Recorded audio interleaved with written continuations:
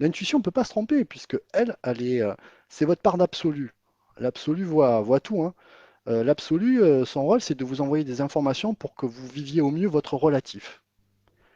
C'est la part divine, ou la part universelle, si le mot divin te gêne, c'est la part universelle qui vient t'envoyer des infos dans l'expérience relative.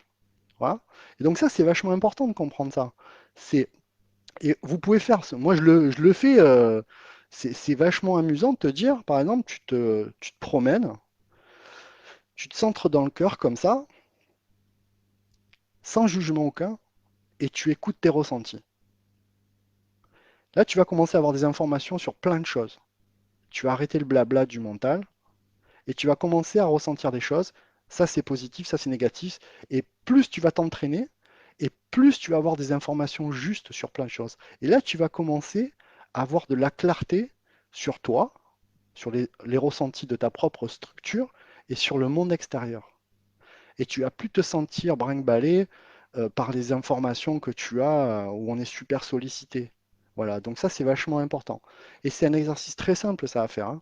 C'est je me connecte, je me mets dans le centre comme ça, dans l'instant présent, ici et maintenant, et j'écoute toutes les informations qui arrivent comme ça, sans jugement.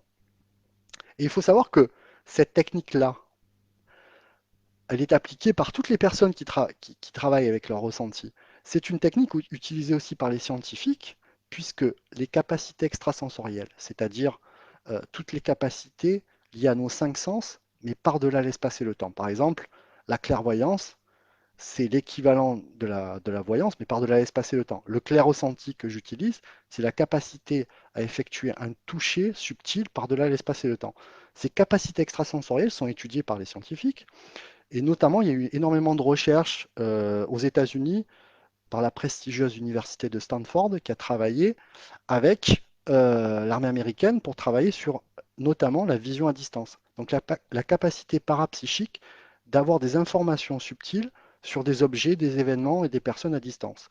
Et dans le protocole, il était indiqué que pour avoir des informations, la première chose à faire, donc, c'était de se centrer, de se détendre, d'accueillir toutes les informations qui t'arrivaient, même si elles te paraissaient absurdes, et ne pas juger.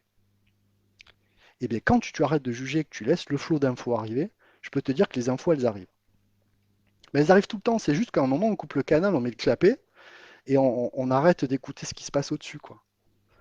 Voilà, donc c'est se centrer, écouter ses ressentis, accueillir les informations sans juger, et après, une fois que tu as recueilli des informations, tu mets tout ça en forme.